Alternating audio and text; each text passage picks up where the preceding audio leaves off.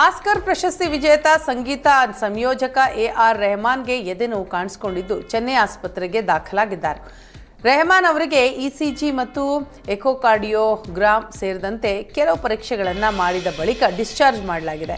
ಎದೆನೋವಿನ ಹಿನ್ನೆಲೆ ಎಆರ್ ರೆಹಮಾನ್ ಅವರಿಗೆ ECG, echocardiogram ಸೇರಿ ವಿವಿಧ ಪರೀಕ್ಷೆಗಳನ್ನು ಮಾಡಲಾಗಿದೆ. ಆಸ್ಪತ್ರೆ ಮೂಲಗಳ ಪ್ರಕಾರ ಚಿಕಿತ್ಸೆ ನೀಡುತ್ತಾ ಇರುವ ವೈದ್ಯರು ರೆಹಮಾನ್ಗೆ ಆಂಜಿಯೋಗ್ರಾಮ್ ಮಾಡುವ ಸಾಧ್ಯತೆ ಇದೆ. ಸದ್ಯ ಆಸ್ಪತ್ರೆಯಿಂದ ಡಿಸ್ಚಾರ್ಜ್ ಮಾಡಲಾಗಿದ್ದು 2 ವಾರ ವಿಶ್ರಾಂತಿ ತೆಗೆದುಕೊಳ್ಳುವಂತೆ ಸೂಚಿಸಿದ್ದಾರೆ.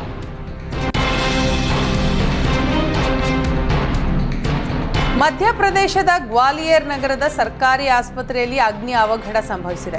190ಕ್ಕೂ ಹೆಚ್ಚು ರೋಗಿಗಳನ್ನು ರಕ್ಷಿಸಲಾಗಿದ್ದು ಯಾವುದೇ ಸಾವು ನೋವು ಸಂಭವಿಸಿಲ್ಲ.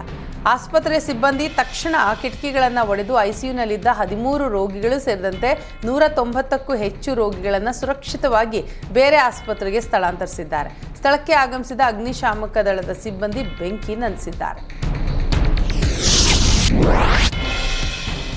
ಕೆನಡಾ ನೂತನ ಪ್ರಧಾನಿ ಮಾರ್ಕ್ ಕಾರ್ನಿ ಅವರ ಸಂಪುಟದಲ್ಲಿ ಭಾರತೀಯ ಮೂಲದ 2 ಮಹಿಳೆಯರಿಗೆ ಸಚಿವ ಸ್ಥಾನ ನೀಡಲಾಗಿದ್ದು, ದೆಹಲಿ ಮೂಲದ ಕಮಲಾ ಖೇರಾ ಅವರಿಗೆ ಆರೋಗ್ಯ ಖಾತೆ ಕೊಡಲಾಗಿದೆ.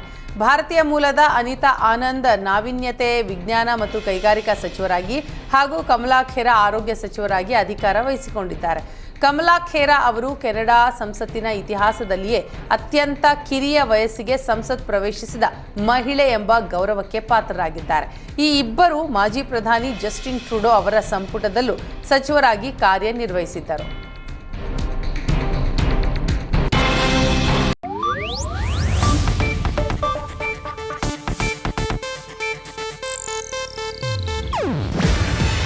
ಇದು ಏಷ್ಯಾನೆಟ್ ನ್ಯೂಸ್ ನೆಟ್ವರ್ಕ್ ಪ್ರಸ್ತುತಿ.